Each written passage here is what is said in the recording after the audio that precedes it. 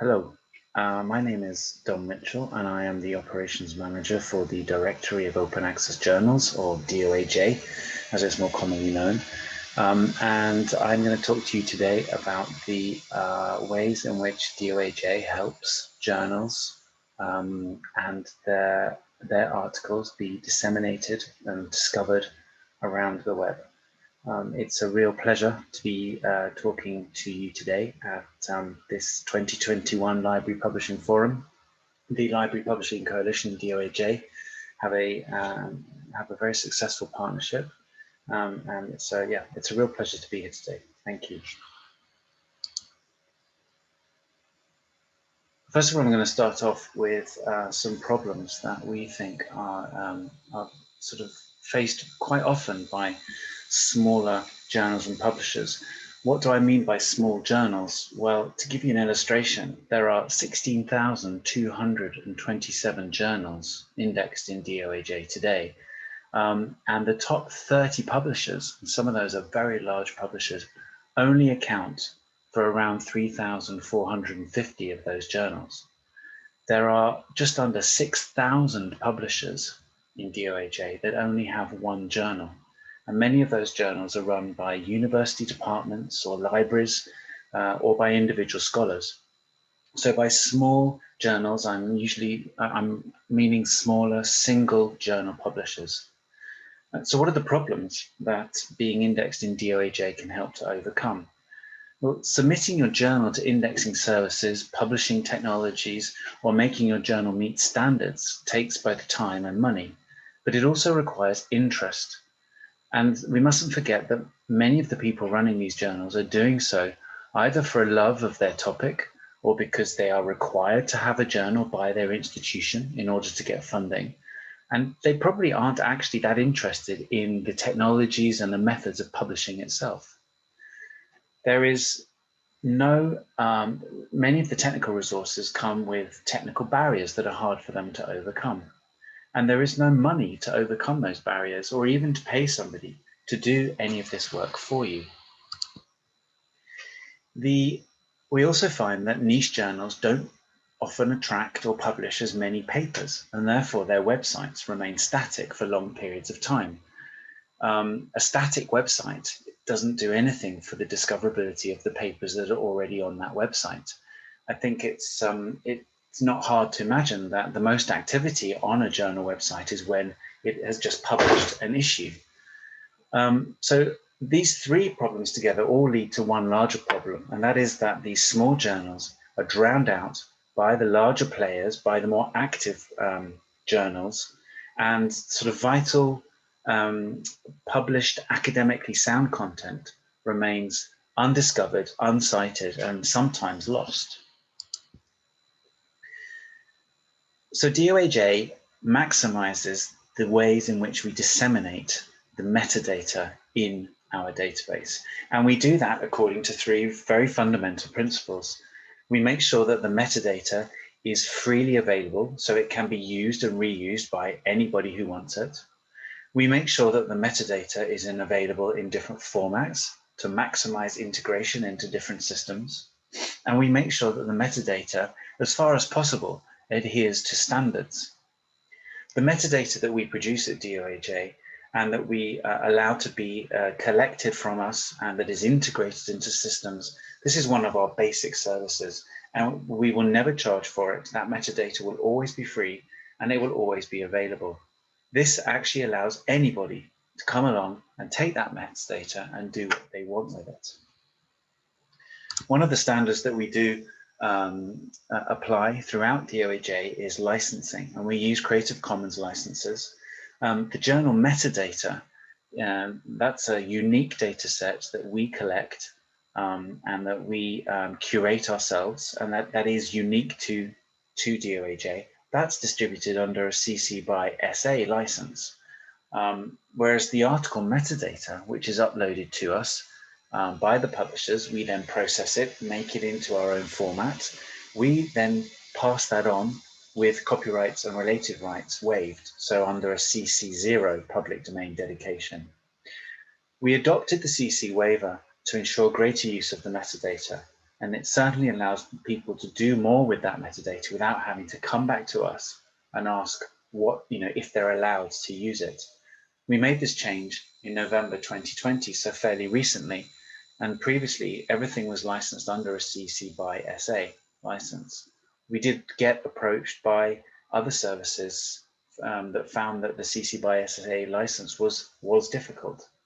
I think it's fair to say that the move to the CCO waiver really has helped the distribution of our article metadata sort of further around the internet.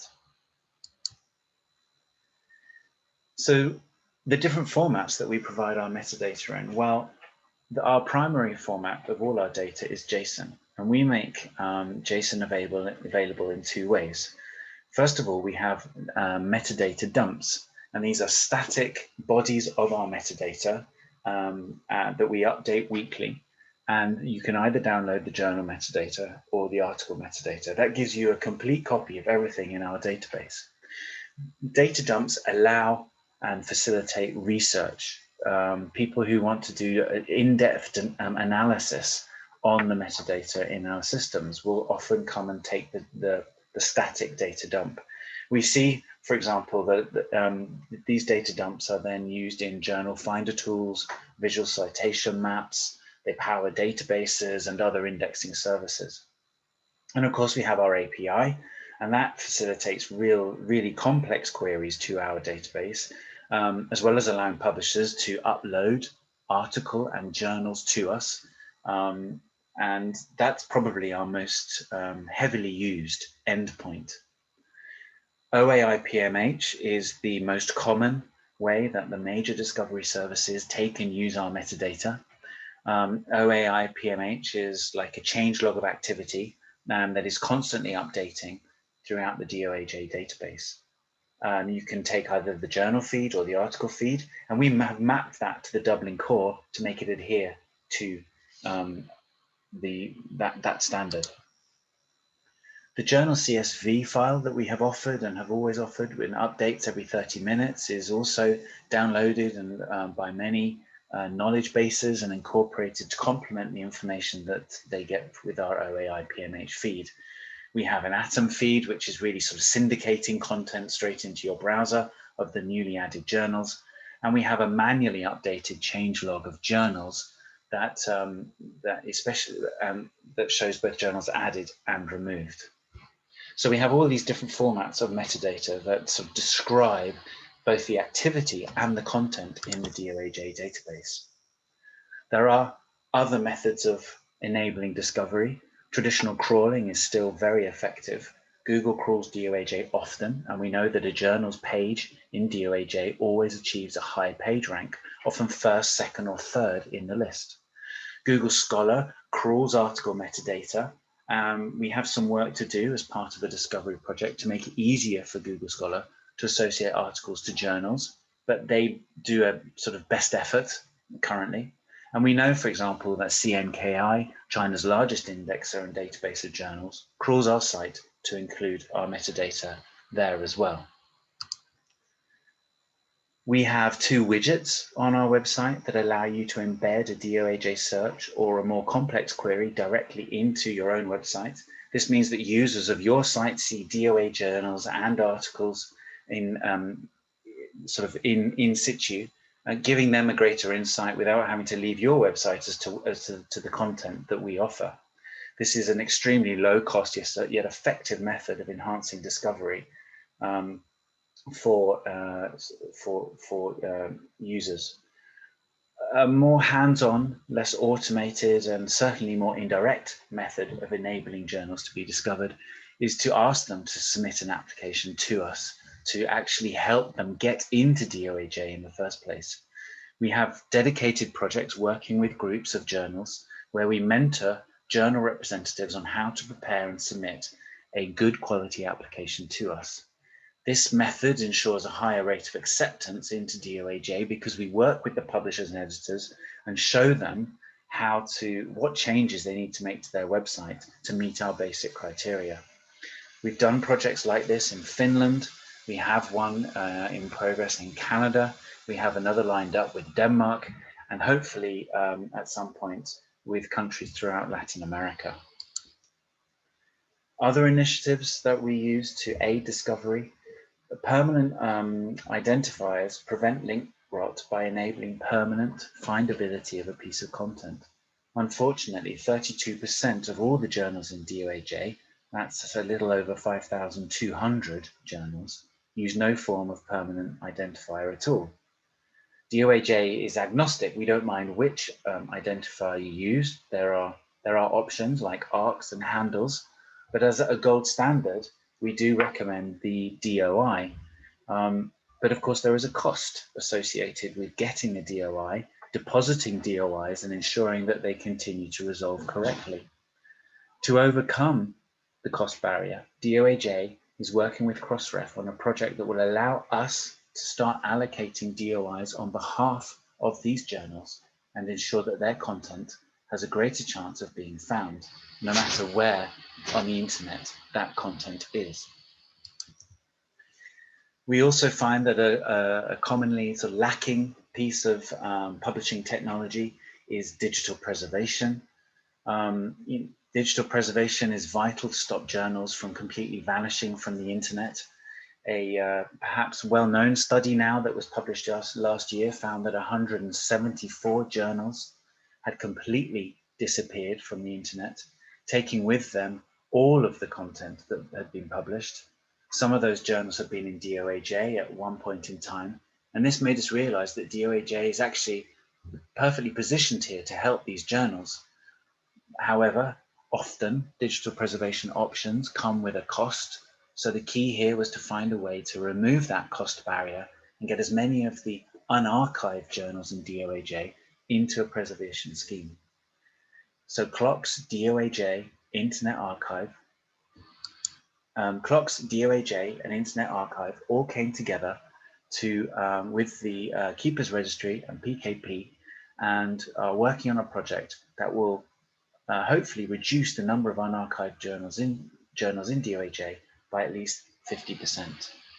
Combined with DOIs, digital preservation ensures that articles remain discoverable for a long period of time, hopefully forever.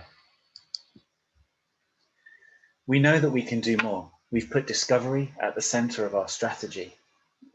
We've been in contact with services and organizations that take our metadata for a long time now, and due to a very long list of technical developments, our traditional approach when asked by these services for an improvement to our metadata has been, well, it's on the list, we will get to it. This has changed. We have now, over the next 2 years at least, we're focusing on improving the metadata we generate, and we will make technical improvements to the advantage of search engines, indexes, and discovery systems. We listen to the communities that support us. We recently, in November, removed the open access start date from our metadata. We heard from the community that this was missed. We put out a survey. 70 people responded, providing useful insight into how people used our metadata, and in particular rely on the open access start date. And we are currently assessing when and how that date should be reinstated. There will be technical development as part of our discovery strategy. There will be new strategic partnerships, and there will be more automation to our system. And I can go into those details on a separate presentation. So to summarize everything that I've spoken about today, DOAJ is the world's most diverse directory of open access journals, and it has a long tail of small single journal publishers, often publishing niche, diamond, social science and humanities titles. Visibility for these journals is key to survival, and being indexed in DOAJ helps them to achieve this. Discovery is maximized by DOAJ sticking to 3 fundamental principles when it comes to metadata and dissemination. Keep the metadata free, keep it available in different formats, and make it adhere to standards. And by that way, we know that DOAJ's metadata is in all the major indexing and discovery services, which is a huge service to the journals that are indexed with us. Preservation and permanent article identifiers are just as important for discovery as metadata. And we know that we are working on projects to see these things become reality, but we know that we have more work to do. We have discovery at the center of our strategy, and we are further improve dissemination and thereby increase discoverability.